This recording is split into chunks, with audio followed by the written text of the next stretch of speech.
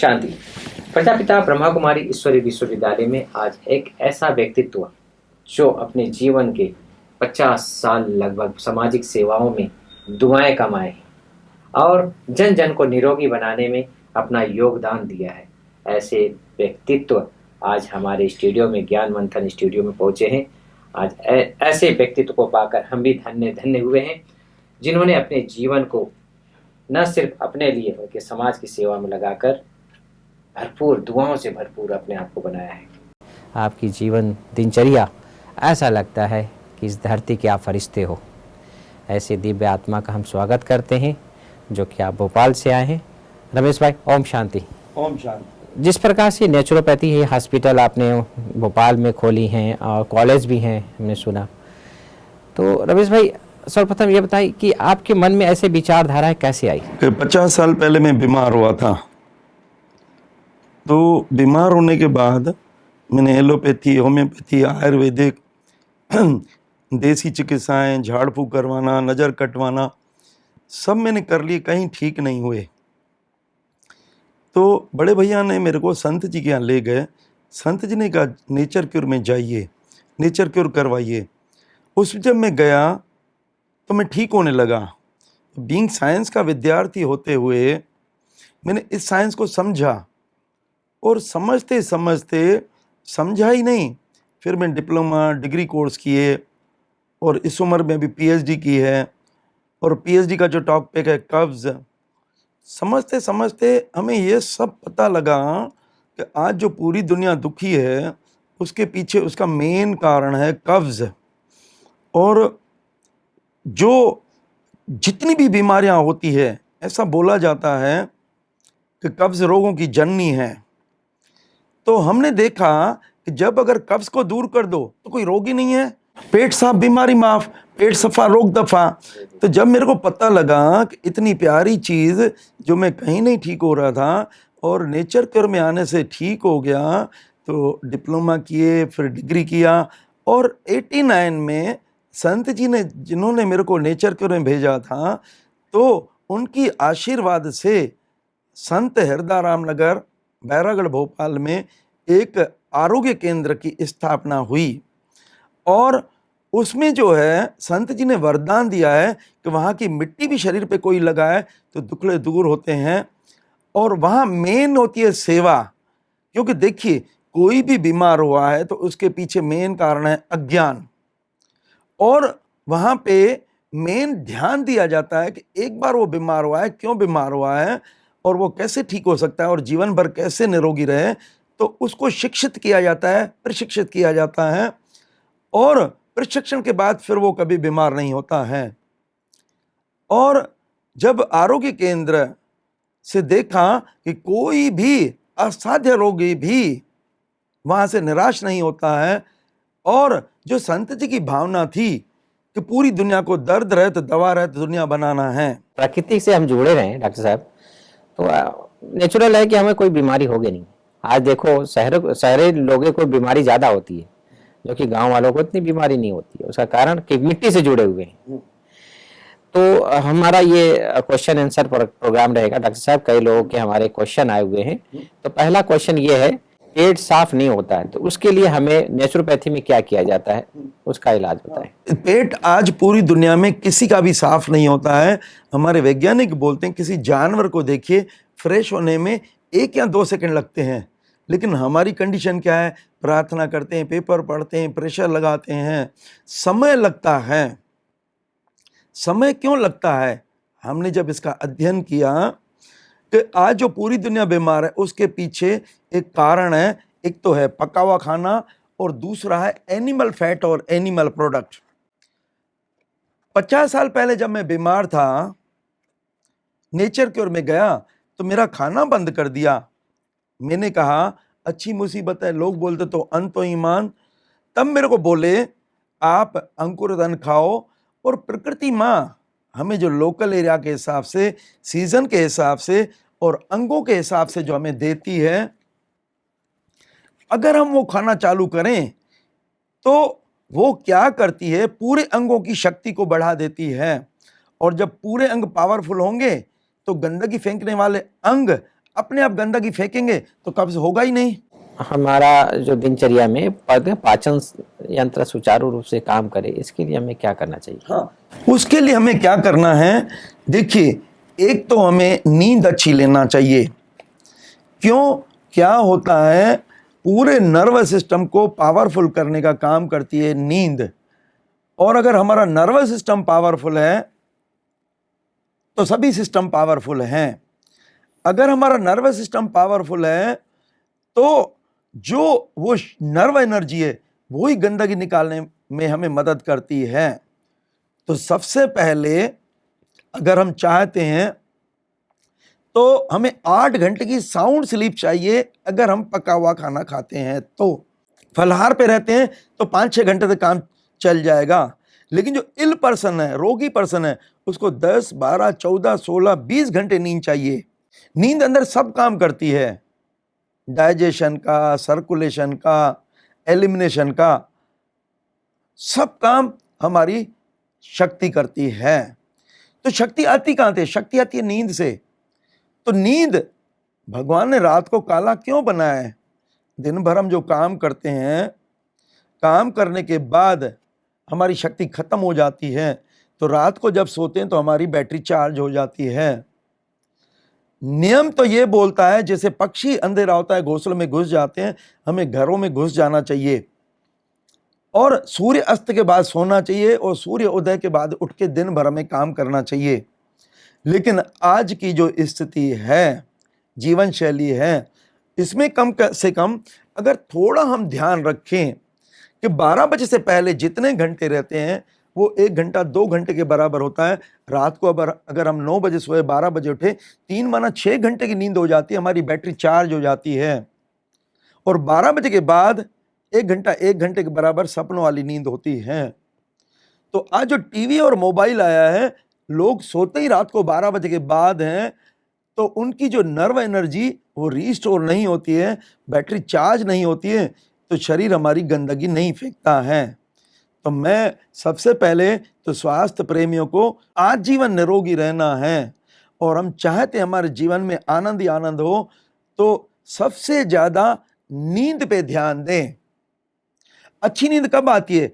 अच्छी नींद आती है दिमाग को थकाने से, अच्छी नींद आती है मन में सोचने से, अच्छी नींद आती है अगर हमारा सिर ईस्ट में या साउथ में हो तो साउंड स्लीप होती है। पेट के बल सोने से नींद अच्छी आती है और कोई अरुचिकर बुक पढ़ें तो नींद अच्छी आती है। शुद्ध वायु लेने से नींद आती है, गर्मी में एसी चलाने से नींद आती है, सर्दी में हीटर चलाने से नींद आती है, गर्म पानी में पैर डालें तो नींद अच्छी आती है। ये आपने कहा कि उल्टा सोने से भी नींद अच्छी आती है, क्योंकि सभी जानवर अगर हम देखें तो पेट के बल सोते हैं। बच्चा जो है पेट के बल सोता है, पेट के बल सोते हैं, तो ये हमारी सतह है, ये जो हमारा सर है, जब जमीन से टच होता है, सतह से टच होता है, तो ग्रेविटी जीरो हो जाती है और साउंड स्लीप होती है। और सिर अगर हमारा ईस्ट में या साउथ में है तो साउंड स्लीप होती है। पेट के बल सोते हैं तो पेट अंदर बाहर होता है, पाचन क्रिया अच्छी होने लगती है।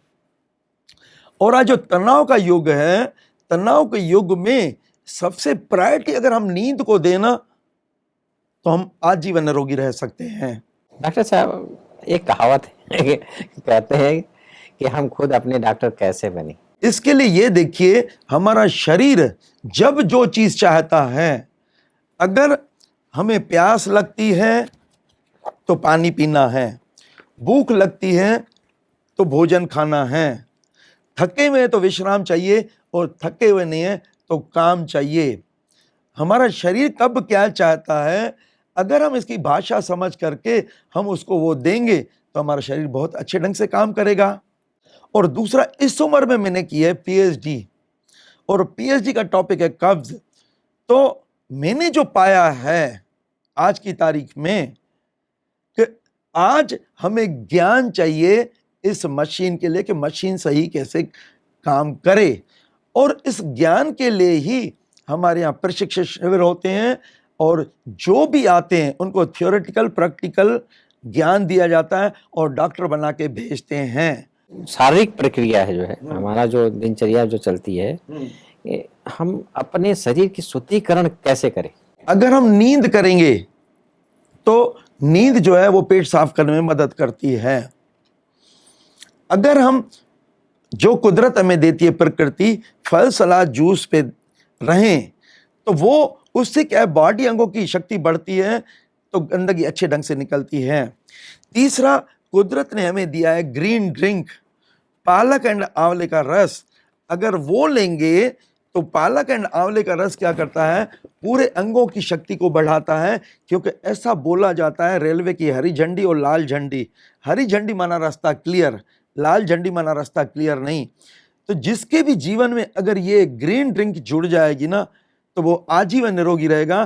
क्योंकि ये गैस्ट्रो इंटेस्टाइनल ट्रैक अगर पावरफुल रहेगी तो कोई रोग ही नहीं है ना। हम पेट को अगर ठंडा करें तो अंगों की शक्ति बढ़ती है। एक सूती ऊनी लपेट होती है, कमर को बांधे तो वो जो है पेट की शक्ति को बढ़ाता है। कटी स्नान का टब होता है, अगर उसमें 15 मिनट हम बैठें तो उससे पेट साफ होता है। लेकिन पक्का खाना जो है बाहर निकलता है 48 घंटे में।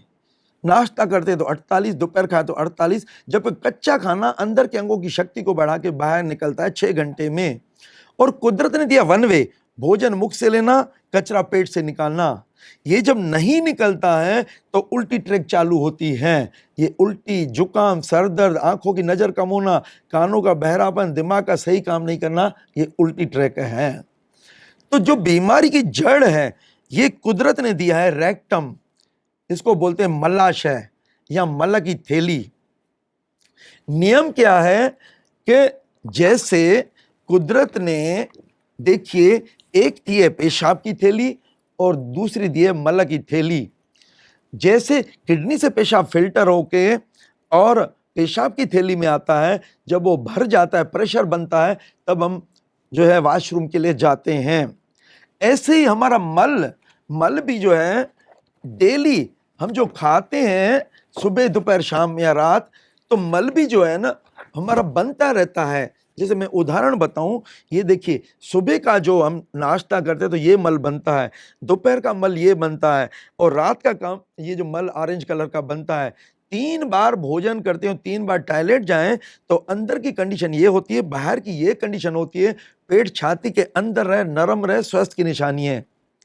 3 बार जब नहीं देखिए तो अंदर कितने दिन का पड़ा है, अंदर ये, बाहर ये, और अंदर गुठलियां जाले होती है। और एक नहीं, 101% रोग कब्ज से होते हैं। तो कब्ज को दूर करने के लिए कुदरत ने दिया आंवला, करेला, पालक, लौकी, ककड़ी, पपीता, पाइनएप्पल, बेलफल, अमरूद और गाढ़ी निद्रा। नींद नहीं करेंगे तो पेट साफ नहीं होगा। तो देखिए, मैं आपको एक बात बताऊं, नियम है जितने बार खाना उतने बार जाना, लेकिन हमारे मन में बैठा हुआ है कि हमें एक बार जाना। तो एक समय का कचरा निकलता है और बाकी समय का कचरा, ये उल्टी ट्रैक चालू होती है और सब ये बीमारियां जो होती है उल्टी ट्रैक होती है। मैं आपको एक बात बताऊं, हमारे वैज्ञानिक बोलते हैं हम जितनी उम्र जीना चाहें जी सकते हैं। ये एक आदमी 370 साल जिया है, 4 बाल और दांत पैदा किए हैं। ये 207 साल, 198, 172 साल कब जिए हैं? जब भोजन मुख से लेना, कचरा पेट से निकालना। जब नहीं निकलता है, फेफड़ों में जाता है तो फेफड़ों के रोग, किडनी में जाता है तो किडनी के रोग, चमड़ी में जाता है तो चमड़ी के रोग।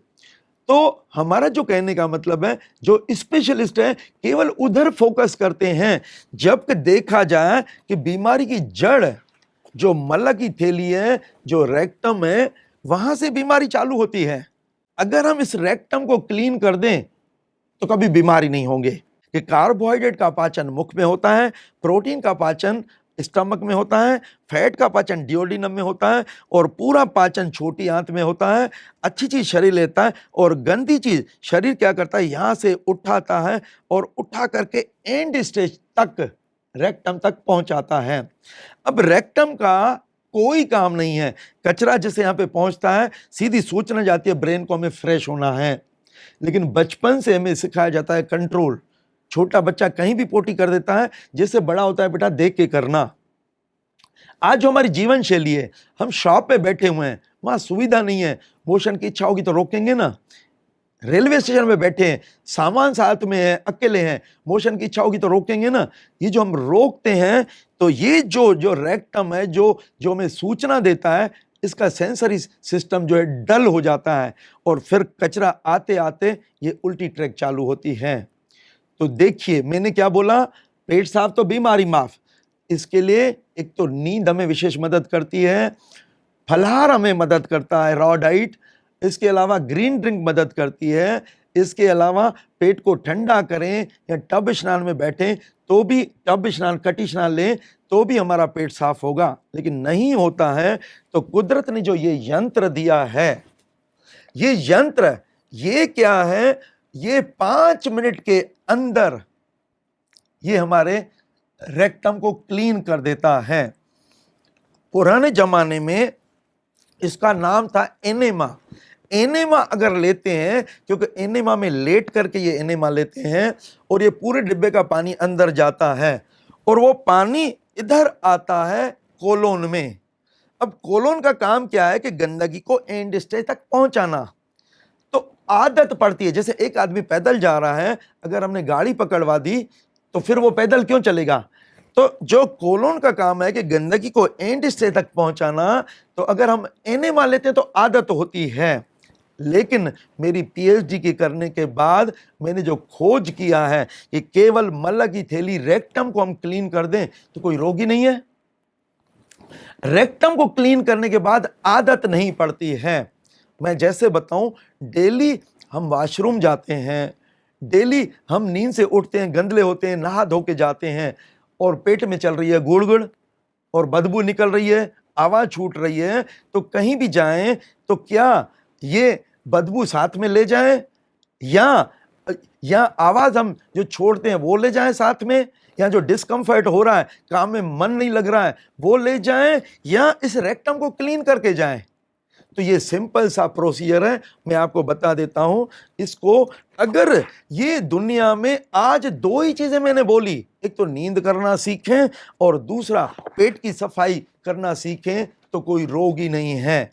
तो हम इसको ऐसा करते हैं, देखिए इसको हम 4 फीट ऊपर लगाते हैं, इंडियन टॉयलेट हो या वेस्टर्न टॉयलेट हो, और इसमें पानी भरते हैं। कौन सा पानी भरते हैं? जो टॉयलेट में है, न गर्म करना है न ठंडा करना है, क्योंकि गर्म पानी आंतों की शक्ति को कमजोर करता है और ठंडा पानी आंतों की शक्ति को बढ़ाता है। तो 4 फीट ऊपर लगाते हैं, पानी भरते हैं, तो ये ऊपर और ये नीचे, ये जो कैथेटर लगा हुआ है इसमें 2 छिद्र हैं और पानी इन छिद्रों से बहने लगता है, क्योंकि ये ऊपर है और ये नीचे है। जैसे ही बहने लगता है हम इसको बंद कर देते हैं। हम इसको छेड़े में जो ये 2-2.5 इंच यहाँ इस पे लुब्रिकेंट लगाते हैं, तेल या वेजलीन, और थोड़ा इधर भी लगाते हैं, थोड़ा एनल रीजन मल द्वार पे लगाते हैं। और फिर बैठे बैठे हम क्या करते हैं, ये जो 2-2.5 इंच ये हम इसको रेक्टम में भेजते हैं, इन करते हैं। और इन करने के बाद जैसे हम इसको खोलते हैं तो पानी अंदर जाता है। अंदर पानी ज्यादा नहीं जा सकता है, क्यों? क्योंकि ये पूरा भरा हुआ है।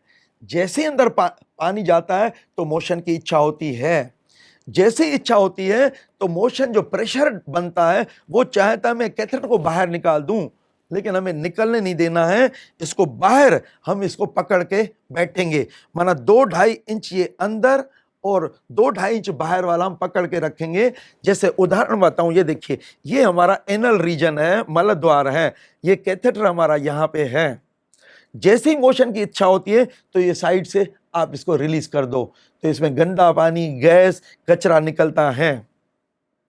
अंदर क्या हुआ, जब जगह खाली हो गई तो पानी अपने आप अंदर जाता है, फिर प्रेशर बनता है, फिर हमें रिलीज करना है, फिर पानी अंदर जाता है, फिर प्रेशर बनता है, फिर इसको रिलीज करना है। ये प्रक्रिया 5 बार में ये पूरा डिब्बा खाली हो जाता है और सिर्फ 5 मिनट लगते हैं। तो जब हम पेशाब जाते हैं उस टाइम अगर हम कोलोन को क्लीन कर दें, रेक्टम को क्लीन कर दें, तो रोगी नहीं है ना। जिस दिन से मेरे को ये प्रक्रिया मिली है, हमने अपने जीवन पे भी ये अपनाना चालू किया है। मैं ये नहीं बोलता हूं इसके ऊपर अपन डिपेंड रहना है, हम अपने आप जाएं, अगर मोशन होता है तो चले जाइए, लेकिन वहाँ टाइम लग रहा है, प्रेशर लग रहा है, प्रेशर से पाइल्स होते हैं, तो उससे अच्छा है इसको रेक्टल इरिगेशन को कर लेना। क्या दिक्कत है? सिंपल सा तो प्रोसीजर है, और ये डिब्बा भी बहुत सस्ता आता है, ये महंगा नहीं आता है, और जिसके घर में ये पहुंच गया तो कभी बीमारी नहीं होगा वो। क्योंकि वन वे चालू हो जाएगा। डॉक्टर साहब, प्राकृतिक चिकित्सा है क्या, इसके बारे में थोड़ा बताएं। ये चिकित्सा पद्धति नहीं है, ये जीवन शैली है। जैसे जंगल में रहने वाला कोई भी जानवर बीमार नहीं होता है, पक्षी कभी जो उड़ने वाले कभी बीमार नहीं होते हैं, क्योंकि वो क्या है, प्रकृति के संपर्क में रहते हैं, हम प्रकृति की संतान हैं। अगर हम प्रकृति के संतान में रहेंगे, हम प्राकृतिक जीवन जिएंगे तो कभी बीमारी नहीं होंगे। लेकिन आज जो तनाव के युग में अपने को आर्थिक कंडीशन के कारण हमें समाज में आना पड़ता है, और समाज में आते हैं और हमारा जो भागा दौड़ी का जीवन रहता है। जैसे मैं एक उदाहरण बताऊं कि बॉम्बे में एक जो है लेडी पुणे से नौकरी करने जाती है, वो वहाँ से 7 बजे निकलती है और 10 बजे पहुँचती है, और 5 बजे जब छुट्टी मिलती है तो वापस पुणे जाती है, वो 8 बजे पहुँचती है। ऐसी स्टेज में वो प्राकृतिक जीवन कैसे जिएगी बताइए, और उसको कैसे जो प्राकृतिक जो भोजन है, फल सलाद जूस कैसे खाएगी। जो भागा दौड़ी की ज़िंदगी है तो उसको जो मिलेगा क्या, वड़ा पाव मिलेगा, पकवान मिलेगा, वो खाएगी। अब खाएगी तो पका हुआ खाना चिपकेगा। लेकिन हमारा जो कहने का मतलब है, उस जीवन शैली में भी अगर हम ये शुद्धिकरण की क्रिया चालू करें, ये क्लीनिक आरआई करें और नींद करें, तो हमें पका हुआ खाना भी अपने को दिक्कत नहीं देगा। आपका कहने का मतलब है कि हम जितना हो सके जो नेचर से निकली हुई चीज़ें हैं उसका स्वीकार करें, वही नेचुरोपैथी कहलाता है। बहुत सुंदर। कोई सा व्रत भी होता है, उसमें उपवास रहते हैं, क्यों रहते हैं उपवास? दिन बनाया काम करने के लिए, रात बनाया आराम देने के लिए। तो हमारे जो अंगों को आराम चाहिए, फिजियोलॉजिकल रेस्ट चाहिए, हम कब दें? हमारा ये सिस्टम क्या बोलता है? ये सिस्टम बोलता है कि आप 8 घंटे काम करते हो तो बोलते हो 8 घंटे आराम चाहिए। ये सिस्टम बोलता है मैं काम नहीं करता क्या? जैसे हमने 9 बजे खाया, अंदर ये गया, गोथने का काम चालू करता है, लिक्विड बनाता है। ये 1 बजे लिक्विड बनाता है, पूरा कर देता है। 1 बजे के बाद लिक्विड को नीचे भेज देता है, ये 2 बजे फ्री हो जाता है। ये बोलता है मैंने 5 घंटे काम किया तो मेरे को 5 घंटे आराम चाहिए। माना 2 बजे से लेके 7 बजे तक कुछ नहीं खाएं। सुबह 9 बजे खाया, 5 घंटा पचाने के लिए, 5 घंटा आराम के लिए, फिर 7 बजे खाएं, दूसरे दिन 9 बजे खाएं। लेकिन हम तो 5 बार पानी, 5 बार चाय, 5 बार खाना, इस सिस्टम को थका दिया है। तो एक थका हुआ घोड़ा है या थका हुआ इंसान है, उसकी रिकवरी कैसे होती है? रिकवरी तो नींद से, आराम से होती है ना। तो हमारे अंदर के अंगों को हम आराम कब दें? हमने कोई खाया है तो उसको पचाने के लिए समय तो दें, लेकिन हम तो समय नहीं देते। उपवास इसलिए ज़रूरी है कि अगर हम उपवास जब करते हैं तो अंदर के अंगों को आराम मिलता है, और अंदर के अंग हमारे पावरफुल रहते हैं। और उपवास आज के युग में जिसने सीख लिया, खाने के लिए मना नहीं करते हैं, हम सीखते बोलते हैं कि खाइए, केवल गैप दीजिए। उपवास कोई ऐसा लंबा सोच के नहीं किया जाता है। Gap between the meal, escape the meal, voluntarily जो है ना, हम कितनी देर हम अपने को रोक सकते हैं। उपवास इसलिए आज के ज़माने में बहुत ज़रूरी है। रेस्ट भी मिल जाता है उसको। गलत आहार व्यवहार, ये क्या है? इसको किसे कहते हैं? नियम क्या है कि हम प्रकृति की संतान हैं, हमें प्राकृतिक भोजन लेना चाहिए। लेकिन चूंकि हमारे जीभ में ये जो टेस्ट लग चुका है, और टेस्ट लग चुका है, हमें ये नहीं खाना चाहिए। जो हम ये जो फास्ट फूड खाते हैं, ब्रेड, बिस्किट, पापड़, मैदा, बेसन, दालें, हमें ये नहीं खाना चाहिए। ये आहार नहीं। हम तो प्रकृति की संतान है, हमें फल, सलाद, जूस प्रकृति माँ हर सीजन में दे रही है। कच्चा खाना जब खाते हैं तो अंदर के अंगों की शक्ति को बढ़ा के बाहर निकलता है 6 घंटे में, और पका खाना अंदर के अंगों की शक्ति को कम करके बाहर निकलता है 48 घंटे में। अब जो 48 घंटे नाश्ता किया तो 48, दोपहर का तो 48, जो 48 रहेगा, बीमारियां तो वहीं से प्रॉब्लम होती है ना। तो गलत आहार हम इसको बोलते हैं। हमें चाहिए जो प्रकृति वाला। लेकिन हमारे लिए अभी महंगे, जैसे फल सलाद महंगे हैं, हमारे पास समय नहीं है। हम ऐसा भी तो कर सकते हैं कि आधा कच्चा खाएं, आधा पक्का खाएं। पक्का खाना चिपकता है, और प्रकृति जो हमें देती है वो फल सलाद, वो झाड़ू का काम करता है। चाहे इवन कैंसर पेशेंट है, चाहे कोई भी रोगी है, 100% रॉ डाइट पे आ जाए ना तो उसका कैंसर भी ठीक हो जाता है। वरना ऐसा कोई रोग नहीं है जो रॉ डाइट जो प्रकृति हमें देती है, फल सलाद जूस, उस पे रहे तो ठीक नहीं हो सकता है। तो हमें कम से कम जब रोग अवस्था है तो हमें 100% पे आना चाहिए, और हम ठीक हो जाएं तो सामाजिक प्राणी है तो एक मिडिल पाथ हम ले सकते हैं। लेकिन अब अगर हम 100% अपन पक्व आहार पे रहेंगे तो बीमारी से बच नहीं पाएंगे। डॉक्टर साहब, आप बोलते हैं कि ऑपरेशन कराने से कमजोरी हो जाएगी और आयु भी कम, ये कैसे? डॉक्टर बिमल छाजेड़ का नाम सुना हो। बिमल छाजेड़ बोलता है कभी भी ऑपरेशन नहीं करवाना चाहिए। क्यों? अगर कोई एक एबनॉर्मल बिहेवियर करे तो क्या उसको निकाल के फेंक देंगे क्या? जो एबनॉर्मल बिहेवियर कर रहा है वो नॉर्मल कर सकता है ना। वो बोलते हैं किसी अनार को खोल दीजिए, उसके दाने अलग कर दीजिए, किसी एक्सपर्ट को बिठाइए, वो दाने नहीं लगा सकता है। ये भगवान ने जो ऐसी मशीन है, कभी भी ऑपरेशन नहीं होना चाहिए।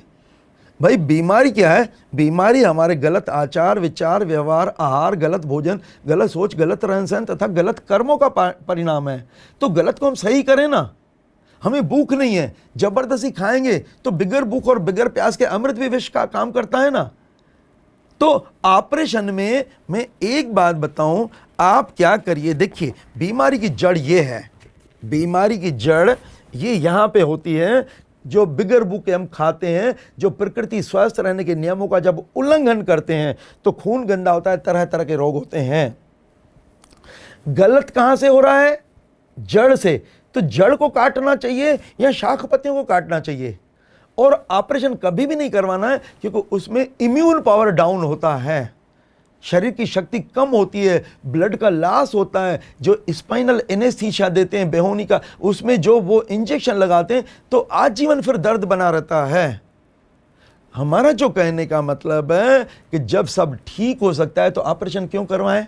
हमारे यहाँ जिनको बोलते हैं गठाने होती है, जिनको बोलते हैं गठाने होती है, हर्निया होती है, प्रोस्टेट होता है या पाइल्स होते हैं, जिनके लिए बोलते हैं कि ये इनका केवल सॉल्यूशन ऑपरेशन है, हम बिगर ऑपरेशन को ठीक करते हैं। डॉक्टर साहब, कटी स्नान क्या है? कटी स्नान का अर्थ क्या होता है? एक टब होता है, हिप बाथ बोलते हैं उसको। उस टब में ये जो बीच वाला पोर्शन है, मध्य भारत यानी मध्य प्रदेश, ये जो बीच वाला जहां हमारे पूरे अंग रहते हैं, ये उसमें जब हम बैठते हैं और उसमें उतना पानी भरते हैं, ये जब ये भीगता है तो ये जो जब हम ठंडक वहां पे पहुंच जाते हैं तो ये अंग हमारे पावरफुल होते हैं। और अगर हमारी ये जो पेल्विक रीजन के ये पूरे अंग पावरफुल रहेंगे, हम कभी बीमारी नहीं होंगे। तो इसलिए अगर हो सके तो डेली हमें 10-15 मिनट के लिए कटी स्नान का टब लेने से हमें कभी भी पेट संबंधी रोग नहीं होगा। एक राजयोगी या एक साधक को उसका आहार कैसा होना चाहिए? जो साधक होता है, राजयोग वाला जो साधक होता है, उसको कोशिश करके सिर्फ फल सलाद जूस पे रहेंगे तो न आलस होगी न कोई सुस्ती होगी। अगर उसको जब सोना है तो पक्का खाना खा के सो जाए, कोई दिक्कत नहीं है। लेकिन अगर दिन भर उसको साधना करनी है तो फल सलाद जूस पे रहेंगे तो उनकी साधना बहुत अच्छी तरह से होगी और निपुण हो जाएंगे। हमारे वैज्ञानिकों ने बताया कि हमें मिताहारी होना चाहिए, अतिहारी नहीं होना चाहिए। तो मिताहारी के लिए मैं यही सजेस्ट करूँगा कि हमारे जितने भी राजयोग के भाई बहन हैं कि या तो उपवास करें या जूस डाइट पे रहें या फलाहार पे रहें, तो जितनी ये ज़्यादा साधना करना चाहें ये कर सकते हैं। लेकिन अगर समाज में रहना है, समाज में है, हम सामाजिक प्राणी हैं, तो हम एक बीच का रास्ता भी अपना सकते हैं। उसमें हल्का भोजन, बॉइल्ड डाइट भी अपन ले सकते हैं। डॉक्टर साहब, योगासन, प्राणायाम और ध्यान, ये जो प्रक्रिया है कहते हैं, इसमें सब में क्या अंतर है? हमारा शरीर जो बनाया है कुदरत ने, ये फ्लेक्सिबल है। ये जितने भी जोड़ दिए हैं इनका व्यायाम होना चाहिए। तो व्यायाम के लिए हम रनिंग, स्विमिंग, जॉगिंग भी कर सकते हैं, तेज गति वाले व्यायाम। हर योगासन के बाद आराम होता है, माना हर काम के बाद आराम चाहिए। अगर हम व्यायाम करते हैं तो आराम करना चाहिए, लेकिन व्यायाम करने के बाद जब हम आराम नहीं करते तो उसका दुष्परिणाम होता है।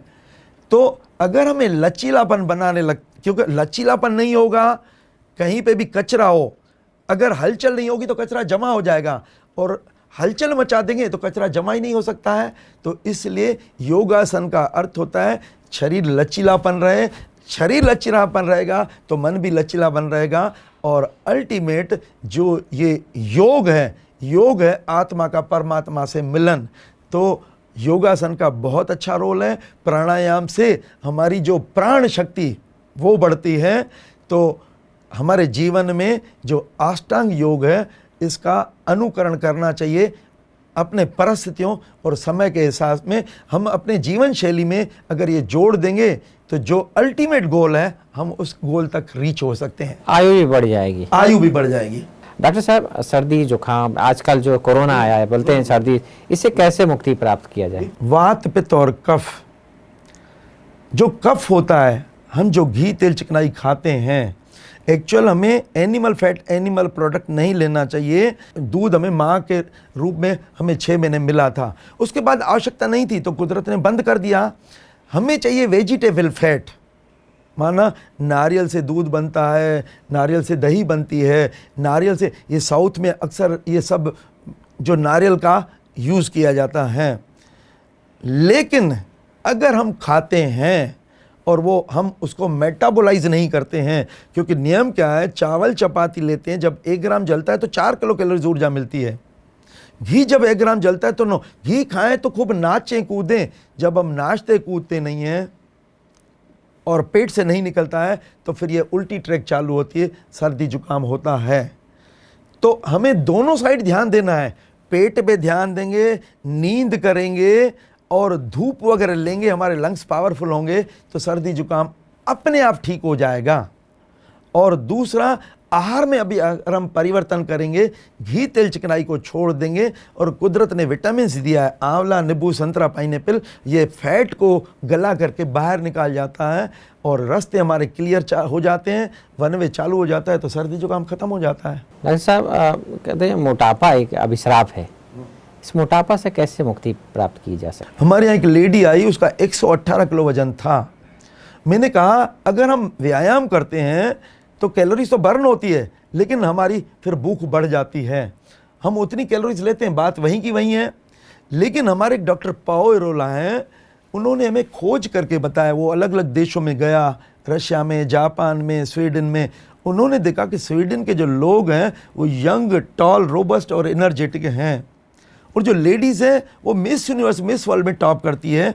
क्यों टॉप करती है? क्योंकि वहाँ एक फल होता है रोज हिप्स, उसका अध्ययन किया तो देखा उसमें विटामिन सी रिच है।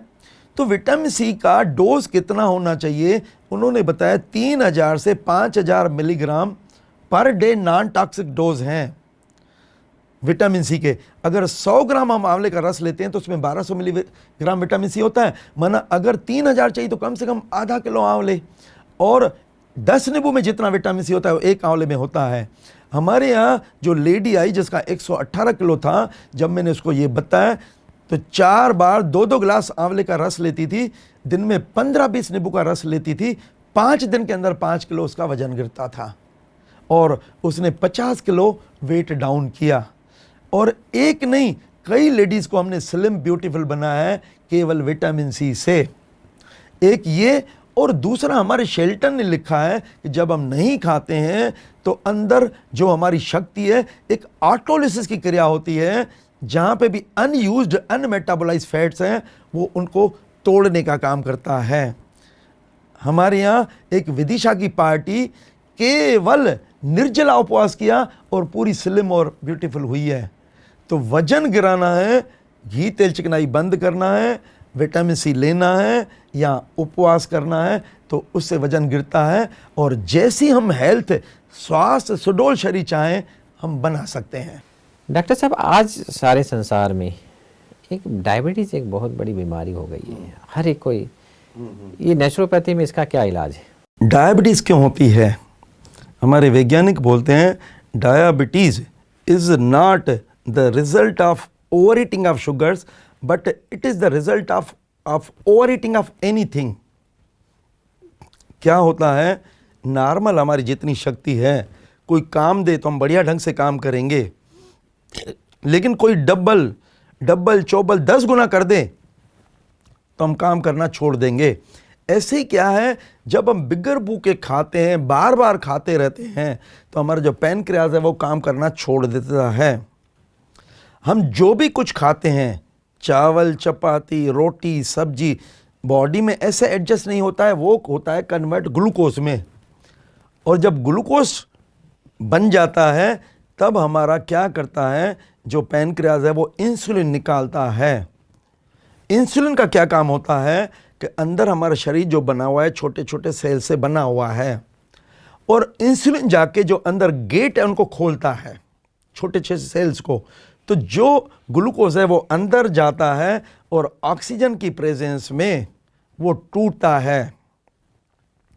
और इसके अलावा जो कार्बन डाइऑक्साइड बनती है वो सांस के रास्ते से निकल जाती, पानी, पेशाब, और हमें शक्ति मिलती है। लेकिन जब हमने ओवर ईटिंग की, पैनक्रियाज ने काम करना छोड़ दिया, तो ग्लूकोज तो बना लेकिन टूटा नहीं। तो फिर क्या है, पहले ब्लड की लेवल को, ब्लड शुगर लेवल बढ़ाता है, जब लिमिट क्रॉस होती तो यूरिन में आने लगता है। फिर बाद में हमें ये बोला जाता है कि आप जो है बाहरी इंसुलिन लीजिए। अगर हम बाहरी इंसुलिन लेते हैं या दवाई लेते हैं तो हमारी आंखें खराब होना, retinopathy, renopathy, diabetic foot, gangrene, peripheral neuropathy, और कोई घाव होगा तो भरता नहीं है, इचिंग होती है, इन कॉम्प्लिकेशन से हम बच नहीं पाते हैं। लेकिन मैंने जैसे बताया, हमारे वैज्ञानिक ने, शेल्टन ने बताया, your body is a remarkable regenerative power. हमने ओवर ईट किया है तो अंडर ईट किए करें, फीस्ट किया है तो फास्ट करें। माना अगर हमने ओवर ईट की, हम छोटे छोटे मील्स अगर लेंगे, हमारे इसमें बोलते हैं smaller meals are better than the larger meal, छोटे छोटे लेंगे तो हमारे पैनक्रियाज को आराम मिल सकता है ना। जैसे थका हुआ घोड़ा है, आराम करने के बाद ही तो ठीक होता है ना। तो अगर हम फ्रूट सैलेड जूसेस पे रहें, वो है लो कैलोरीज डाइट, तो एक तो शक्ति भी बढ़ाता है, ये जो फ्रूट सैलेड जूसेस शक्ति भी बढ़ाते हैं पैनक्रियाज की, और उसको आराम भी मिलता है। तो बॉडी वापस जो है ना, वो पैनक्रियाज से जो बीटा सेल्स है वो इंसुलिन निकालना चालू कर देते हैं। एक यही नहीं, जैसे देखिए, हमें हलचल मचाना है, माना जब भी मौका लगे पेट को अंदर बाहर करेंगे, हलचल मचाएंगे। कपालभाति भी कर सकते हैं, भस्त्रिका भी कर सकते हैं, लेकिन उसमें फिर खाने का और ये नियम रहते हैं, ध्यान रखना पड़ता है। लेकिन इसमें लेटे हुए हैं, चल रहे हैं, उठ रहे हैं, कभी भी मौका लगे पेट को अंदर बाहर करेंगे तो जो हलचल मचती रहेगी तो कचरा जमा नहीं होगा, जमा नहीं होगा तो रास्ते ब्लॉक नहीं होंगे, तो वो जो है इंसुलिन बराबर निकलता रहेगा और हमें डायबिटीज़ नहीं होगी। तो देखिए, और एक तो ये दूसरा मैंने आपको बताऊं, हमें कुदरत ने दिया करेला, मेथी दाना, बेलपत्र, काले जामुन, इसमें नेचुरल इंसुलिन होता है। ये जो अभी हमने नियम बताए, ये नियम जब सामने वाला अपनाता है तो 100% रिजल्ट लेके जाता है। और उनको जीवन शैली सिखाना है कि ओवर ईटिंग मत करिए, अगर ओवर ईटिंग करते हैं तो उसको गैप दे दो, अंडर ईट करिए। जैसे हमने ओवर वर्क दिया है तो समय दे दीजिए, तो मेटाबोलाइज हो जाएगा। तो हम ये सिखाते हैं, ये सीखने के बाद हमने देखा है कि जीवन में उनको दोबारा फिर मधुमेह नहीं होता है। डॉक्टर साहब बहुत अच्छा। डॉक्टर साहब, घुटने का दर्द हुआ, कमर में दर्द हुआ, जोड़ों का दर्द हुआ, ये सारे दर्द हैं, इसका जड़ से निदान कैसे हो? दर्द के होते हैं 5 कारण। एक तो होता है रास्ता रुकना, हमें कहीं जाना हो, रास्ता ब्लॉक हो तो हम चिल्ला चोट करेंगे ना। शरीर में भी क्या है, जो गंदगी पेट से नहीं निकलती है तो जहाँ जमा होती है ये रास्ते ब्लॉक होते हैं। ये गंदगी पेट से जो नहीं निकली है उसने रास्ते ब्लॉक किए हैं। तो हमारा क्या काम है, पेट से हम ज़्यादा गंदगी निकालें तो इधर उधर की गंदगी पेट में आ जाएगी, निकल जाएगी, परेशानी ख़त्म। यानी पहला कारण है रास्ता रुकना। दूसरा काम है, जो कचरा निकलता नहीं है, सड़ता है तो बनती है गैस। तो गैस को बढ़ाने का काम करता है ब्रेड, बिस्किट, पापड़, मैदा, बेसन, दालें। और गैस को निकालने का काम करता है अदरक, सौंठ, पुदीना, मूली। और तीसरा होता है नर्व का दबना।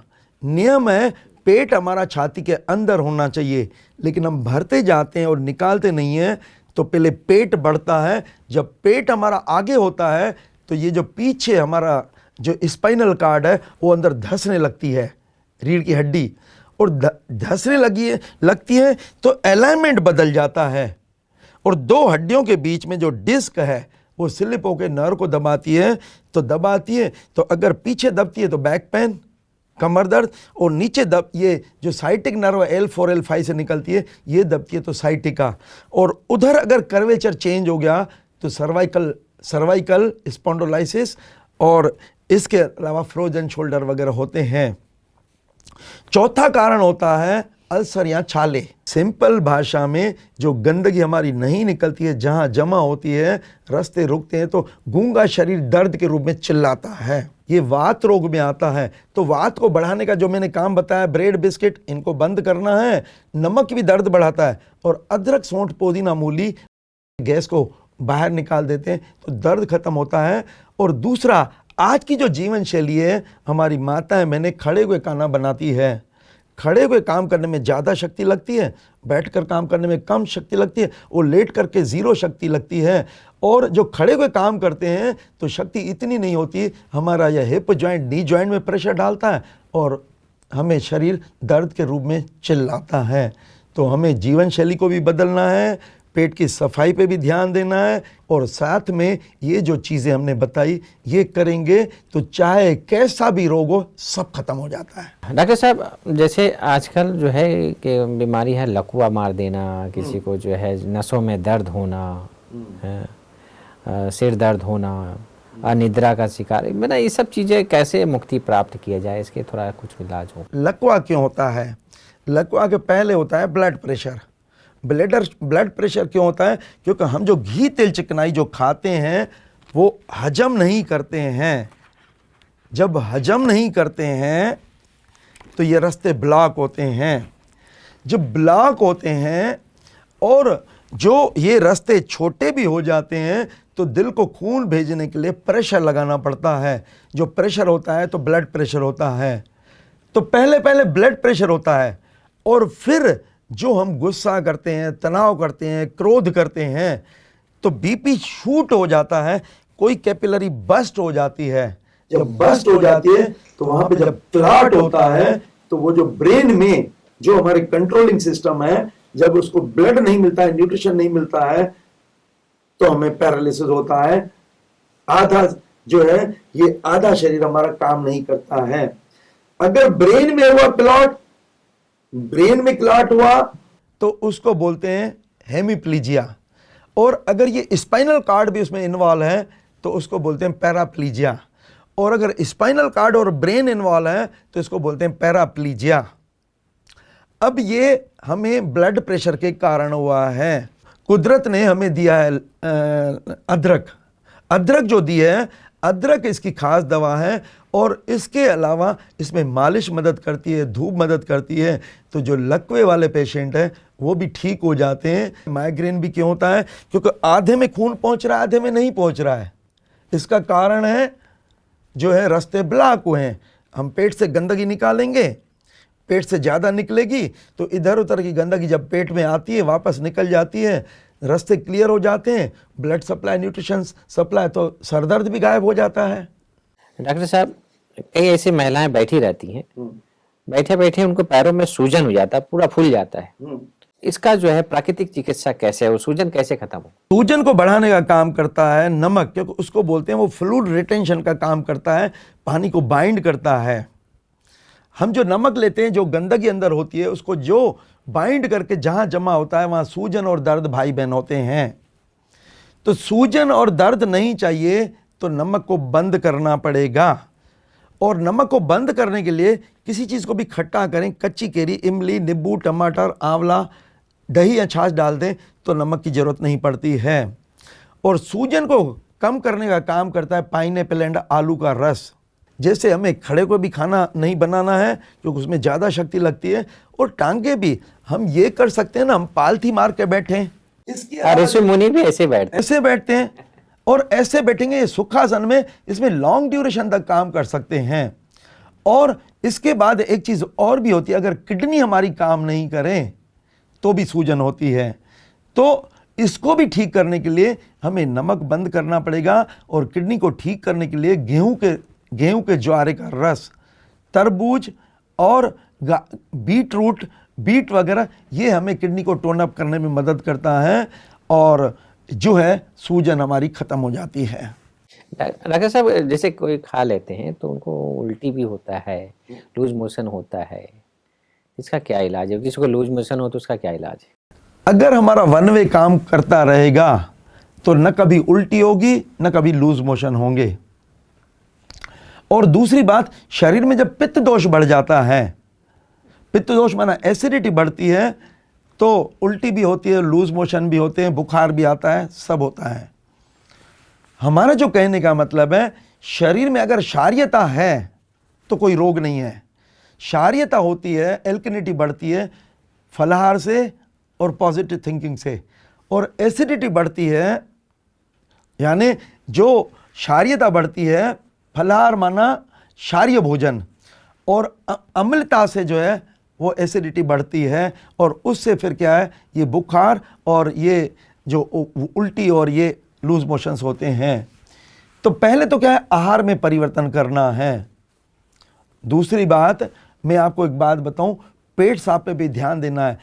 तीसरी बात, अगर हमें सहयोग करना है, जैसे उल्टी हो रही है, नींबू पानी हम अगर 2-3 गिलास पिएं और उसको कागाकर्षण में कह करके निकाल दें तो फैलगम जो पित्त निकल जाता है, तो हमें राहत मिलती है, हमारी उल्टी ठीक हो जाती है।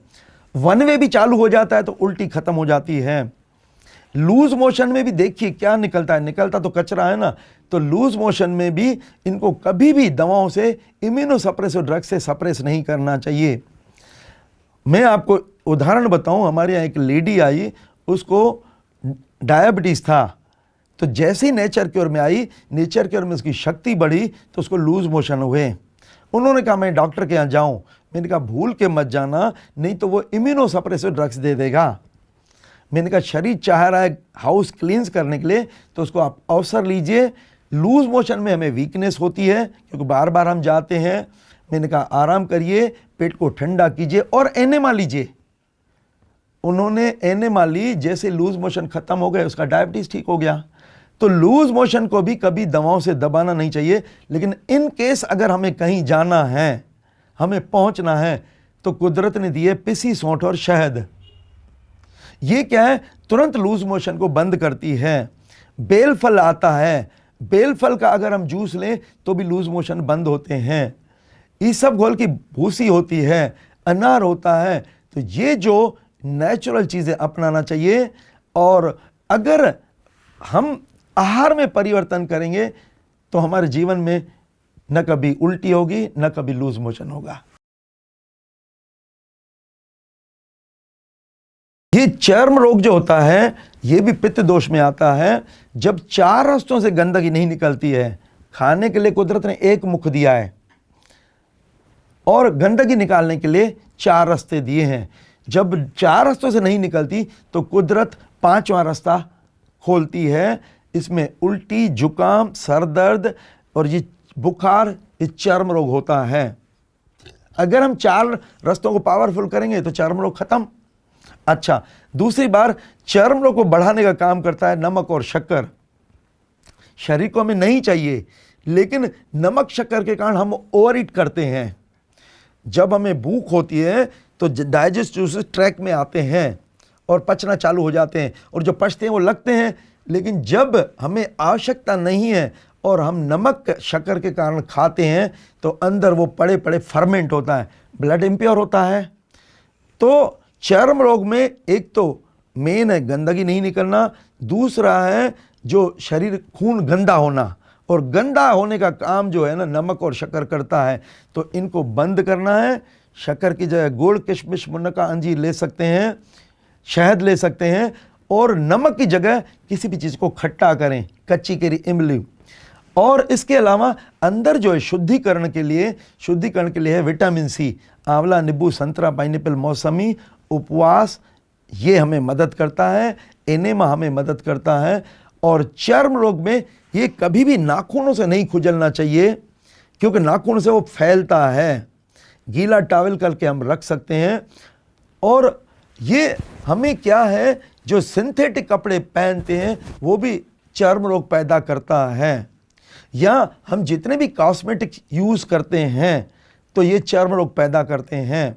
तो हमें अगर चर्म रोग नहीं चाहिए तो शरीर का शुद्धिकरण चाहिए। शरीर की शुद्धि में रनिंग, स्विमिंग, जॉगिंग, रस्सी कूदना मदद करता है, विटामिन सी मदद करता है, फलाहार मदद करता है, नींद अच्छी मदद करती है, पेट की सफाई से मदद करती है। और दूसरी बात, ये हमारा ये चमड़ी है, ये डेली आधा किलो गंदगी निकालती है, लेकिन जो हम नमक लेते हैं तो छिद्र बंद कर देता है।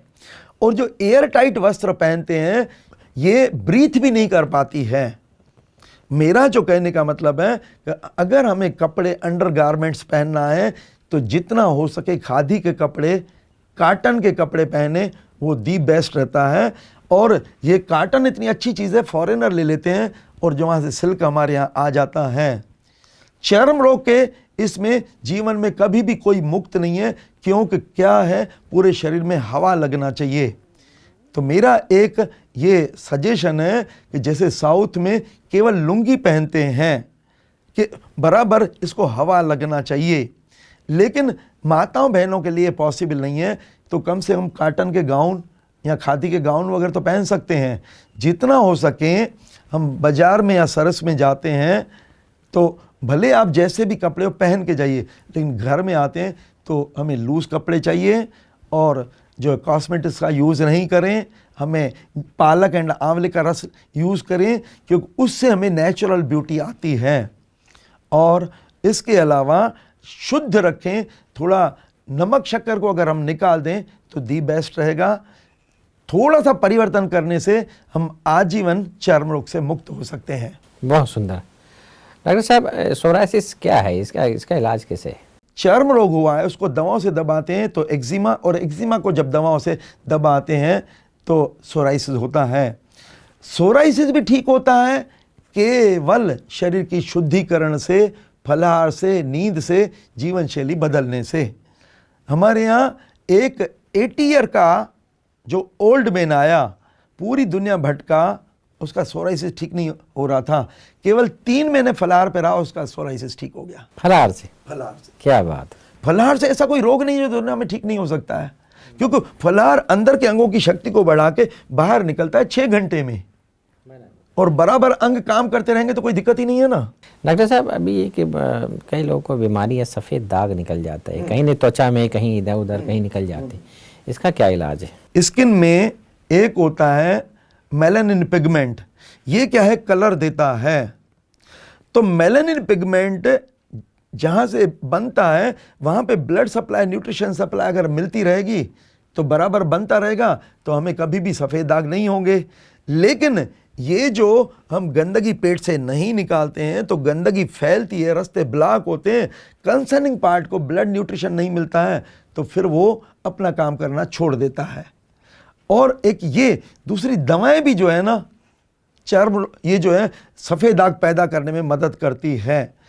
हमारे यहाँ एक बच्ची आई, पूरा ल्यूकोडर्मा सफ़ेद दाग था, केवल 6 महीने फलाहार पे रही, उसका ठीक हो सफ़ेद गया दाग सब खत्म हो गए 6 महीने में। 6 महीने में। क्या बात, बहुत बढ़िया, बहुत बढ़िया।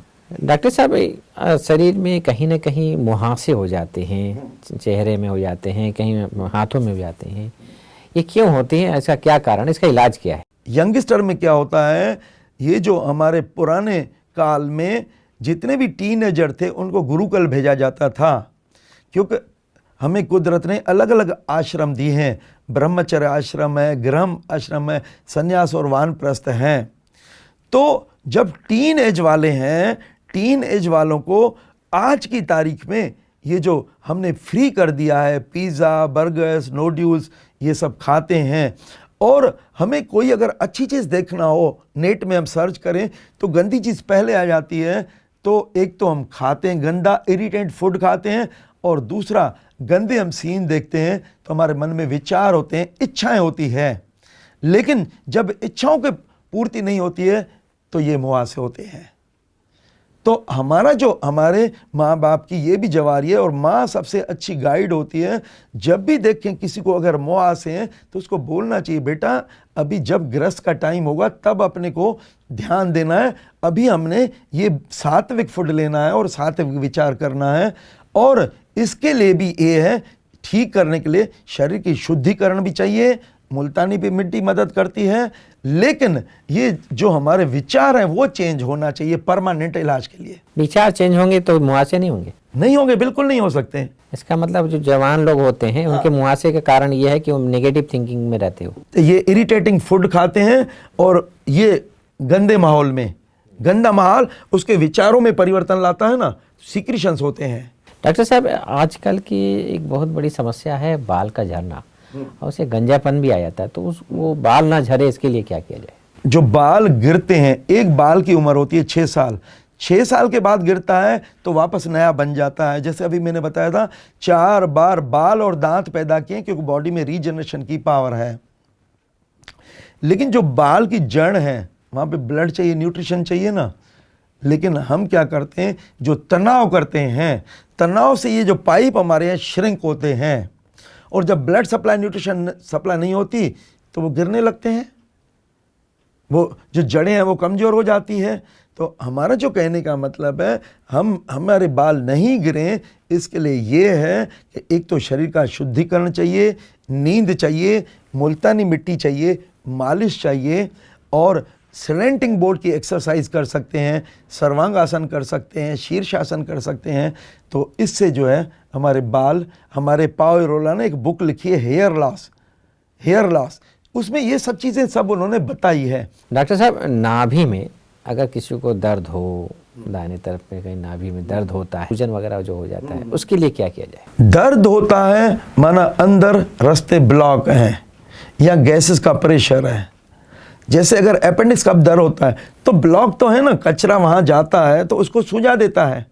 हमारा जो कहने का मतलब है कि हमें शरीर का शुद्धिकरण करना है, शुद्धिकरण के थोड़े पानी का हम एनेमा लें, और जो ब्रेड, बिस्किट, पापड़, मैदा, बेसन, दालें जिनसे जो है दर्द का कारण है, गैसेस बनती है, तो वो बंद करना है।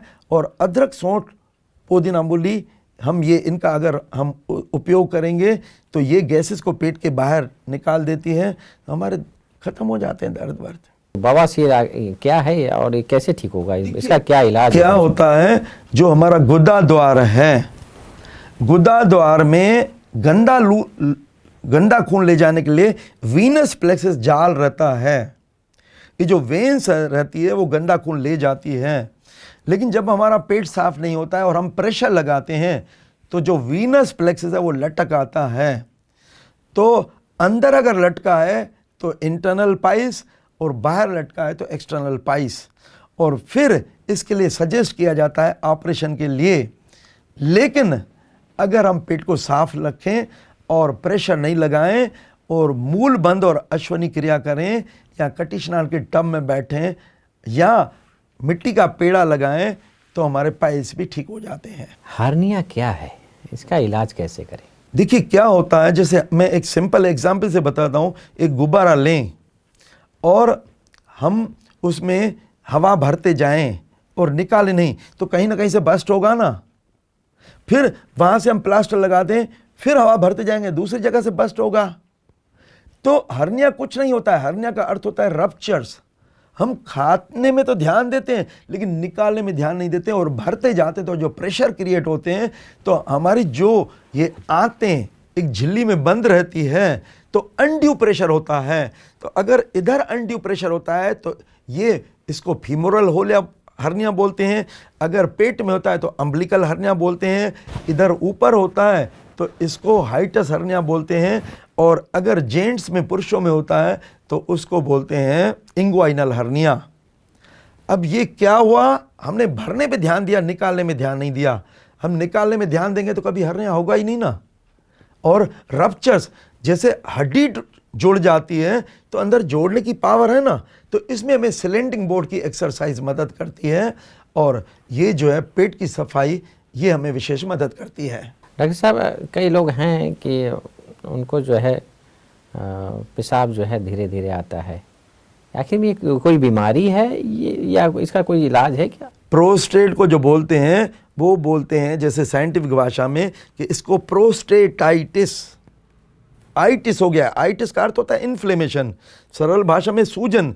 सूजन तभी होती है जब भरने पे ध्यान देते हैं, गंदगी को निकालने में ध्यान नहीं देते हैं। तो एक तो ये, और विचारों से भी जो है ना वो सूजन आती है। तो हमारा अच्छा, विचारों से भी विचारों से भी आती है। हमारे एक जो हमारे एनाटॉमी के प्रोफेसर थे वो बोलते थे कि जब लेडीज यहाँ से जाती रहती थी, एक जेंट ऊपर बैठा रहता था और मन में केवल वो विचार करता था और उसको प्रोस्टेट हो गया। प्रोस्टेट में क्या होता है, जो ये रहता है, जैसे ये पेशाब की थैली है ब्लैडर, और ये रहता है यूरिथ्रा, माना जहाँ से पेशाब निकलता है, और इसके ऊपर रहता है एक प्रोस्टेट ग्रंथि रहती है। इसका काम क्या होता है, जो स्पर्म, हमारा स्पर्म जब पहुंचता है, इस स्पर्म हमारा निकलता है टेस्टी से, तो स्पर्म क्या है, जीवित रहे तो ये जो है प्रोस्टेट उसमें वीर्य मिला देती है। अंदर साइज छोटी हो गई तो थोड़ा पेशाब निकलता है, थोड़ा रुकता है, थोड़ा निकलता है, थोड़ा, और हाजत उसकी तृप्ति नहीं होती है। तो फिर वो बोलते हैं उसको अंदर ऑपरेशन चाहिए। लेकिन हमारे जो एक ही सिद्धांत है नेचर क्योर में, गंदगी निकालना चालू कर दो, गंदगी निकलती जाएगी, शुद्धिकरण होता जाएगा, तो ये बिनाइन प्रोस्टेट हाइपरप्लासिया या प्रोस्टेटाइटिस ये सब ठीक हो जाता है। और इसमें हमें कटी स्नान मदद करता है, मेन स्नान मदद करता है। मेन स्नान का अर्थ होता है, उसको अंग्रेजी में बोलते हैं सिट्स बाथ, SITZ, और सरल भाषा में बोलते हैं इंद्रिय स्नान। तो हमारा जो कहने का मतलब है, पेशाब की इंद्री को धार करके पानी डालना, तो उससे रुका हुआ पेशाब निकल आता है। और अगर थोड़ा थोड़ा पेशाब आता है या रुकता है और पानी ज़्यादा पीते हैं और बार बार तकलीफ होती है, तो पानी आवश्यकता से ज़्यादा नहीं पीना है। ना प्यास लगे तो पानी पीना चाहिए। डॉक्टर साहब, बुखार क्यों होता है, इसका क्या इलाज है? बुखार क्या होता है, शरीर में जब पित्त दोष बढ़ जाता है, एसिडिटी बढ़ जाती है, तो शरीर क्या करता है, तापक्रम बढ़ा करके अंदर जो गंदगी को जलाता है, तो टेम्परेचर बढ़ जाता है और उसमें मुंह से बदबू, पेशाब से बदबू होती है। और वो क्या है, भूख खत्म कर देता है। वो बोलता है मेरे को कुछ नहीं चाहिए, मेरे को अंदर शुद्धिकरण ने दीजिए। हमारे वैज्ञानिक बोलते हैं तुम मुझे बुखार दो, मैं तुम्हें स्वस्थ दूंगा। तो कभी भी बुखार को इम्यूनोसप्रेसिव ड्रग से नहीं दबाना चाहिए। और हमारा जो कहने का मतलब है कि शरीर की शुद्धिकरण जब पूरी हो जाती है तो बुखार खत्म हो जाता है। हमें लेना कुछ नहीं है, लेकिन हम नहीं रह पाते हैं तो फटे दूध का पानी, मौसमी का रस, काली मिर्च का काढ़ा हम ले सकते हैं। स्पंज बाथ कर सकते हैं, स्पंज का नैपकिन लेकर के डिप करें पानी में निचोड़ के और एक एक अंग को पोंछें। पेट को ठंडा करें, सिर को ठंडा करें और ये रेक्टल इरिगेशन करें, तो जो है हमारा बुखार नेचुरल वे से ठीक हो जाता है। बहुत सुंदर। मलेरिया क्या है, मलेरिया का इलाज क्या है? मलेरिया का कारण मच्छर नहीं है, मेन है गंदगी। जैसे मैं उदाहरण बताऊं, फ्रिज में कोई चीज़ खराब नहीं होती, बाहर क्यों खराब होती है? क्योंकि बाहर फ्रिज में अनफेवरेबल कंडीशन मिलती है। इनको बैक्टीरियाज को मल्टीप्लाई होने के लिए एक डार्क प्लेसेस चाहिए, सूटेबल टेम्परेचर चाहिए और गंदगी चाहिए। तो मलेरिया को बोलते हैं मल प्लस एरिया। मल माने जिसके शरीर में गंदगी होती उसी को काटता है। तो हमारा काम क्या है, शुद्धिकरण चाहिए। और इसकी खास दवा है काली मिर्च की, काली मिर्च का काढ़ा। 8-10 दाने काली मिर्च के लें, 8-10 तुलसी पत्ता लें और 8-10 काली मुनक्का लें और 1-2 अंजीर डालें, पानी डालें। जब वो आधा हो जाए तब पिला के सुला देते हैं। हमने देखा है जिनका नेचुरल से बुखार ठीक होता है ना, वो कभी फिर बीमार नहीं होते। डॉक्टर साहब, टाइफाइड क्या है, इसका क्या इलाज है? टाइफाइड का अर्थ होता है म्यादी बुखार। म्यादी माना ये 7 घंटे, 14 घंटे, 21 घंटे, 7 का पहाड़ा चलता है, 7 महीने, 7 साल। और इसमें भी क्या है कि अंदर पित्त दोष बढ़ गया है, गंदगी बढ़ गई, तो जो टाइफी बैक्टीरिया वगैरह वो इन्फेक्शन पैदा करते हैं। तो हमें उनको मारने से कुछ नहीं होगा, हम शुद्धिकरण करेंगे तो टाइफी बैक्टीरिया भी कुछ नहीं कर सकते हैं। तो इसके लिए भी हमें जो पेट को ठंडा स्पंज बाथ और काली मिर्च का काढ़ा, फटे दूध का पानी, मौसमी का रस, इससे टाइफाइड ठीक हो जाता है। दाने जो निकलते हैं, मेन है शरीर में गंदगी निकलती नहीं है 4 रस्तों से, तभी दाने निकलते हैं। तो हमें 4 रस्तों से ज़्यादा निकालें, और इसमें हम मुल्तानी मिट्टी का भी उपयोग कर सकते हैं एक्सटर्नली।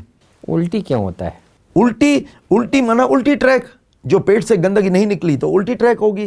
पेट में अगर कहीं जलन हो तो उसका क्या इलाज है? जलन का अर्थ होता है शरीर में पित्त दोष, एसिडिटी। तो एसिडिटी एक तो होती है पका हुआ खाना और निगेटिव विचार, और ये ठीक होती है शुभ चिंतन और फलाहार से। डॉक्टर साहब, शरीर में फोड़ा फुंसी कहीं निकल जाए, उसका नेचुरोपैथी में क्या इलाज है? पक्का खाना बंद करना है, कच्चा खाना लेना है, अंदर शरीर में एल्कनिटी बढ़ती जाएगी तो फोड़ा फुंसी होगा ही नहीं, गंदगी नेचुरल से निकल जाएगी तो उल्टे रास्ते से होगी नहीं। उच्च रक्तचाप और निम्न रक्तचाप, ये आखिर में है क्या, और इसका क्या इलाज है, जिसको उच्च रक्तचाप का भी और दूसरा निम्न रक्तचाप का? तो जो हमने घी तेल चिकनाई खाया है वो हजम नहीं हुआ है, तो ये रास्ते ब्लॉक होते हैं, ये सक्रिय हो जाते हैं, तो दिल को खून भेजने के लिए प्रेशर लगाना पड़ता है। माना इसका मेन कारण है घी तेल चिकनाई, और नमक और तनाव उसको शूट करता है। ठीक होने के लिए एक तो शवासन चाहिए, दूसरा घी तेल चिकनाई को बंद करना है, और विटामिन सी लेना है, और उपवास करना है, आराम करना है। इससे बीपी ठीक हो जाता है, हाई बीपी। लो बीपी का अर्थ होता है कि हमारा हार्ट वीक है। वीक क्या है? क्योंकि हमने उसको और टार्चर करते गए और ओवरवर्क दिया है।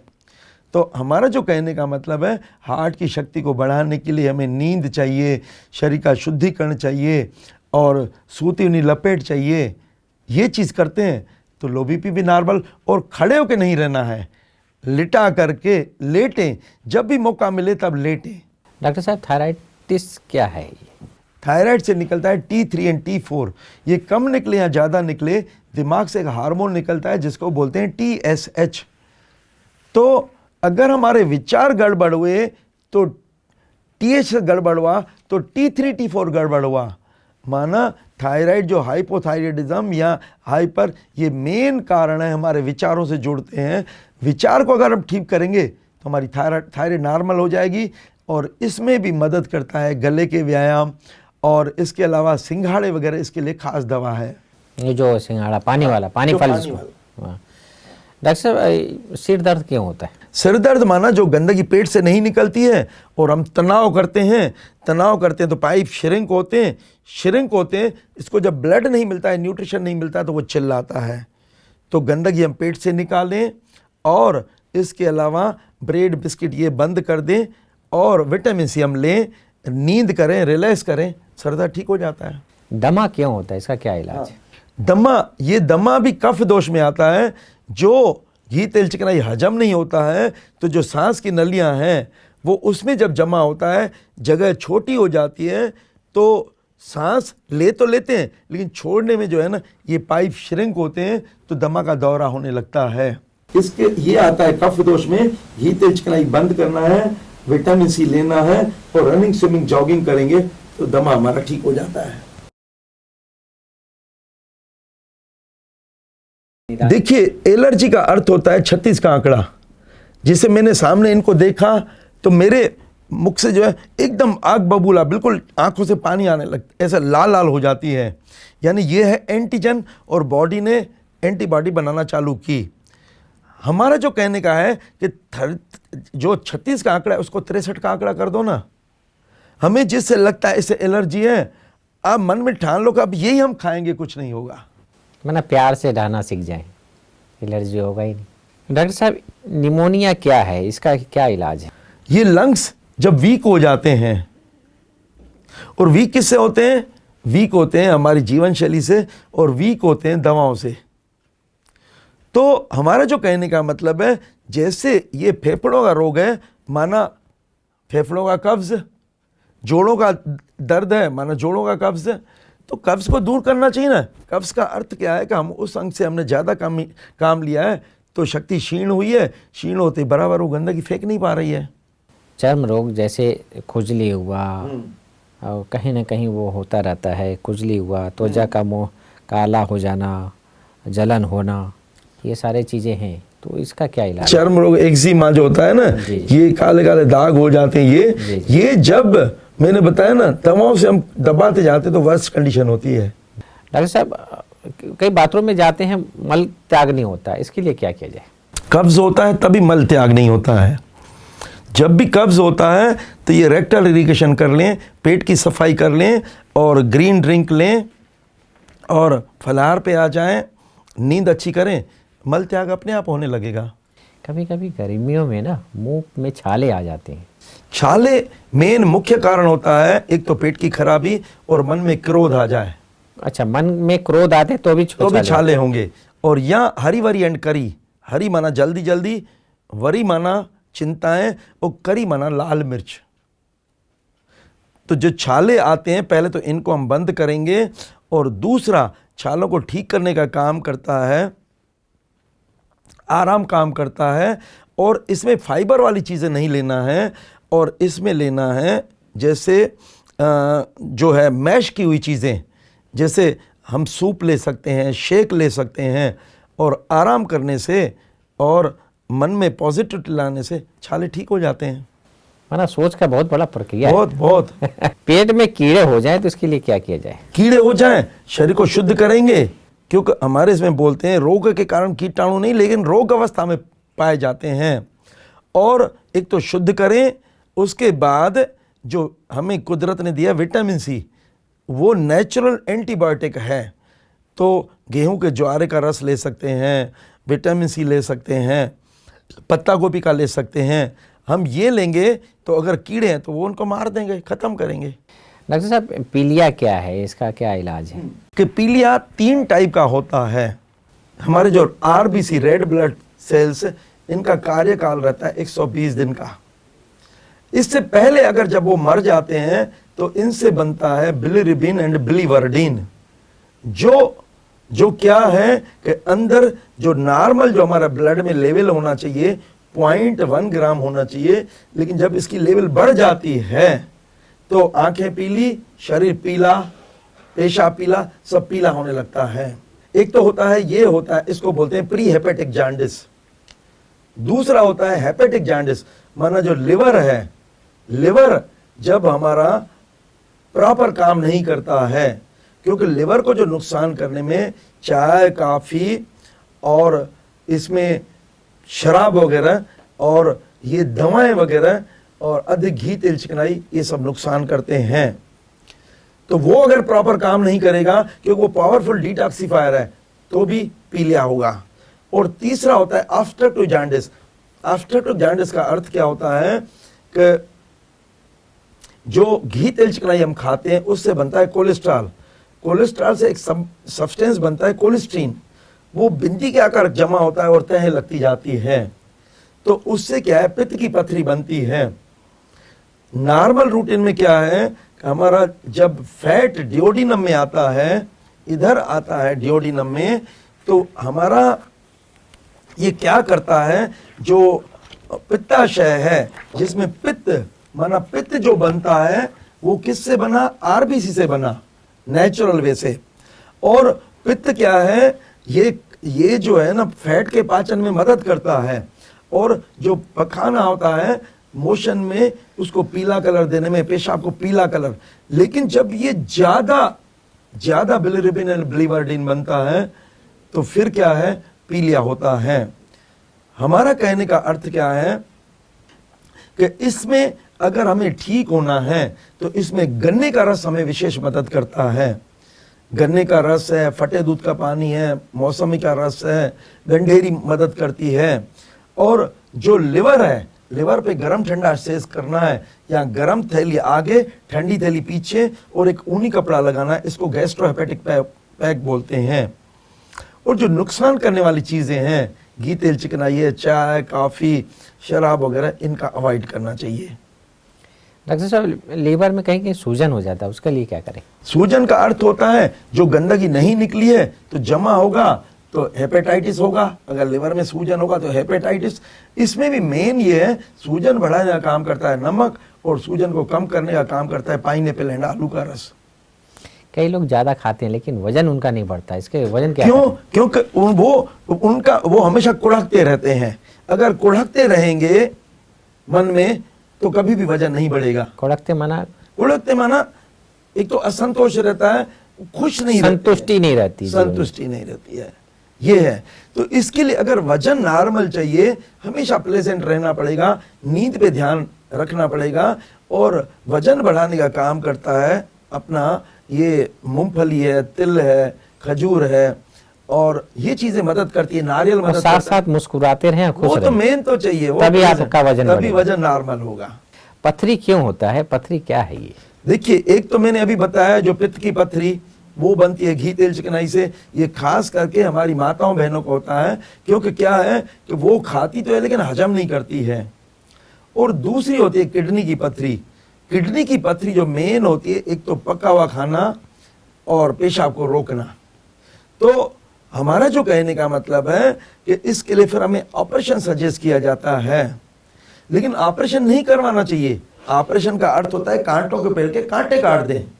एक का पथरी का ऑपरेशन हुआ, फिर दोबारा हुआ, कितनी बार ऑपरेशन करवाएंगे? तो हमारा जो कहने का मतलब है, अगर इसको ठीक करना है तो पहले तो हमें फलाहार पे आना पड़ेगा, और दूसरा पेशाब रोकने की आदत बंद करनी पड़ेगी। और इसके अलावा जो पथरी को तोड़ने का काम करता है, मूली के पत्ते, पत्थर चौलाई, पत्थर चट्टा, ये ग्रेवल्स पत्थर को तोड़ते हैं। उपवास भी जो है तोड़ने का काम करता है। अंदर जो किडनी में पत्थर रहते हैं, वो पत्थर वैसे नहीं होते हैं जो बाहर होते हैं, वो भुरभुरे होते हैं। हमारे यहाँ एक था, उसको बड़े बड़े पत्थर थे, 19 दिन का नींबू पानी में व्रत रखा, इतने छोटे हो गए, क्योंकि ब्रेक डाउन ऑटोलिसिस की क्रिया होती है नींबू पानी में, नींबू पानी से, शहद भी, हाँ, नींबू पानी शहद से। और इसमें कटी स्नान मदद करता है, मेहन स्नान पेशाब केंद्र को ठंडा करना है, ये मदद करता है। लेकिन कभी भी जो है ना, ऑपरेशन नहीं करवाना है पथरी में, चाहे किडनी में हो चाहे कोई भी हो। मेरा नंबर है, नोट करना चाहें तो 9425024659, 9425024659। कभी भी किसी टाइम भी कोई भी प्रॉब्लम के लिए पूछ सकते हैं, कभी भी मना नहीं है। हम कभी भी जो है ना, हमें पैसे का मोह नहीं है। हमारा जो उद्देश्य है, जो हमारे ये पूरा हमारा जो सिस्टम लगा पड़ा है मनुष्य जीवन की सेवा के लिए, हम उसमें जुड़े हुए हैं। तो कभी भी आप पूछ सकते हैं, क्योंकि जो स्वस्थ भारत का जो अभियान चल रहा है, और स्वस्थ भारत में आप सभी का, इन सभी का योगदान है। तो हमारा जो कहने का मतलब है, हम चाहते हैं, हमें दवाई नहीं चाहिए, ऑपरेशन नहीं चाहिए। बिगर दवाई, बिना ऑपरेशन, बिना इलाज, बिना डायग्नोस के आजीवन हम निरोगी रहें, हम रोगों से मुक्त रहें, इसके लिए चाहिए ज्ञान। और मैं चाहूंगा कि इस मामले में कम से कम और नहीं तो हमारे अपने शरीर के मामले में तो विशेष ध्यान दें, क्योंकि स्वस्थ इंसान ही सब कुछ कर सकता है। डॉक्टर साहब, कई लोग से बातें करते थे, मुंह में से दुर्गंध आता है, तो दुर्गंध कैसे निकलता है? नहीं, मुंह से निकलता है, इसके लिए विटामिन सी लेंगे। आंवला, नींबू, संतरा, पाइनएप्पल, मौसमी, ये डीओडोरेंट का काम करता है। माना ये दुर्गंध को खत्म करता है, ब्लड को प्योर कर देता है। मसूड़ा में कहीं सूजन आता है, इसके लिए क्या इलाज है? इसके लिए हमें नमक शक्कर को अवॉइड करना है, और विटामिन सी का उपयोग करेंगे, और आराम करेंगे तो सूजन भी खत्म होती है। कभी कभी कानों में किसी के दर्द होते हैं, उसका क्या इलाज है? दर्द इसलिए होता है कि रास्ते ब्लॉक होते हैं, और इसमें जो दुश्मन है इसका है, वो है घी तिल चिकनाई। क्योंकि जो बीच का कान होता है, वो बीच का कान, वो यूस्टेशन ट्यूब ये गले से जुड़ा रहता है। तो ऐसे केस में हम क्या करते हैं, घी तेल चिकनाई बंद कर देंगे, और विटामिन सी देंगे, और पेट की सफाई करेंगे, शुद्धिकरण की क्रियाएं हो जाएगी, तो दर्द भी खत्म हो जाएगा, और कोई भी कानों का रोग बिल्कुल ठीक हो जाता है। डॉक्टर साहब, कई यंग एज में ही आंखों की जो रोशनी है, धुंधलापन दिखाई देना चालू होता है, ये क्यों होता है? आज एक तो टीवी और मोबाइल का ज्यादा उपयोग किया जाता है, और नियम क्या है, आंखों को झपकना चाहिए, आंखों के व्यायाम होना चाहिए, गले के व्यायाम होना चाहिए, हमें विटामिन ए वाली जैसे गाजर वगैरह या पीले कलर के फल लेना चाहिए, या ग्रीन ग्रास में नंगे पांव चलना चाहिए। ये जब नहीं करते हैं और कंटिन्यू हम बिल्कुल ये जो हम टीवी वगैरह देखते रहते हैं, तो उसके कारण जो है अंदर चेंजेस होते हैं और उसको ये शरीर गंदा होने के कारण ब्लड सप्लाई, न्यूट्रिशन सप्लाई नहीं होती, तो आंखों की ज्योति में फर्क आता है। तो हमारा जो कहने का मतलब है, इसमें अगर ठीक होना है तो उपवास तेजी से मदद करता है। भूखे रहो, भूखे रहेंगे तो कचरा पेट से निकलता जाएगा और इधर उधर का कचरा पेट में आ जाएगा, ब्लड सप्लाई, न्यूट्रिशन सप्लाई होगी तो आंखों की ज्योति बढ़ती है। हमने तो ये भी देखा, एक ब्लाइंड था 30 दिन का उपवास किया तो उसकी जो है वापस आंखों की ज्योति आई है। एक बहरा था 30 दिन का उपवास किया, 25 साल से बहरा था, उसकी घड़ी टिक टिक उसको सुनाई पड़ी। हमारे शेल्टन ने बताया ये due to wrong lifestyle men's sense are dull, तो इसमें शुद्धिकरण विशेष मदद करती है। डॉक्टर साहब मोतियाबिंद क्या है, इसका इलाज क्या है? जो गंदगी हमारी पेट से नहीं निकलती है, धीरे धीरे करके गंदगी जो आंखों का लेंस है वहां आ करके उसको ओपेक बना देती है और फिर उसके लिए ऑपरेशन सजेस्ट किया जाता है। लेकिन ऑपरेशन तो सजेस्ट किया जाता है, फिर दोबारा मोतियाबिंद हो जाता है। हमारा जो हम कितनी बार चेंज करवाएंगे, शरीर का शुद्धिकरण करें तो मोतियाबिंद भी ठीक होता है। तो इसमें उपवास विशेष मदद करता है। ये पानी, आंखों पे पानी की पट्टी वगैरह मदद करती है और नेति क्रिया मदद करती है और ये चीज़ें मदद करती है। तो कोई भी हम इसको नेचुरल वे से जितना ठीक करेंगे वो सही रहेगा। अचानक व्यक्ति चलते चलते जो है चक्कर आके गिर जाता है, क्यों गिर जाता है? क्योंकि क्या है, एक तो जैसे खड़े होकर ज़्यादा को काम करता है, तो खड़े हुए काम करने में ज़्यादा शक्ति लगती है, तो हमारा जो दिल है वो दिमाग तक अगेंस्ट ग्रेविटी खून भेजने के लिए प्रेशर लगता है और हमारा हार्ट इतना पावरफुल नहीं है कि वहाँ पहुँचा दे। तो क्या है, जब ब्लड नहीं मिलता है, न्यूट्रिशन नहीं मिलता है ब्रेन को, तो वो वहाँ पे टिश्यूज मरने लगते हैं। तो मरने से बचाने के लिए हमें वो लिटा देता है। इसमें एक तो जीवन शैली को बदलना है और इसके अलावा आहार पे ध्यान देंगे तो हमें फिर चक्कर नहीं आएंगे, कभी भी कंटिन्यू काम नहीं करना है। किसी को मिर्गी भी आती है, बोलते चप्पल सुखाने से ठीक हो जाता है, क्या है इसका प्रक्रिया? देखिए, मिर्गी में मुख में से जो निकलता है तो कचरा ही निकलता है ना। कचरा जो 4 रास्तों से नहीं निकलेगा तो 5वें रास्ते पे, तो हम 4 रास्तों से गंदगी निकालेंगे और रनिंग, स्विमिंग, जॉगिंग मदद करेंगे, फलाहार मदद करेगा, रेक्टल इरिगेशन मदद करेगा, ये करेंगे तो मिर्गी भी ठीक हो जाती है। रात को नींद क्यों नहीं आती? नींद ये आती है तनाव। आजकल पूरी दुनिया को तनाव है, दिन भर जो काम करता है। कुदरत ने हमारा माइंड ऐसा बनाया है कि जब हम लेटते हैं ना तो इनपुट्स आते रहते हैं और जो हमारा घटित होता है दिन में वो सामने रिकॉल होता है। कि जैसे देखिए, हम तांगा देखते हैं, तांगे में घोड़े के आगे ये लगा देते हैं ना, क्योंकि नजर इधर उधर नहीं जाना चाहिए। कुछ भी आता रहे इनपुट्स, हम उस पर ध्यान नहीं देंगे। हम मन में अगर सोचेंगे हमें नींद करना है तो माइंड हमारा नींद के लिए तैयार हो जाता है और अच्छी नींद लाने में थकाने से बहुत अच्छी नींद आती है। और इसके अलावा ये जो है ना, शुद्ध वायु लेने से नींद आती है। तो नींद को नेचुरल वे से ठीक करने के लिए जो नियम है वो अपनाना है। लकवा क्यों होता है, इसका क्या इलाज है? बीपी जब शूट हो जाता है तो कैपिलरी बस्ट हो जाती है। तो हमारा जो कहने का मतलब है, कैपिलर जब बस्ट हो जाती है, क्लॉट हो जाता है, तो वो अंग जो कंट्रोल करता है वो छोड़ देता है।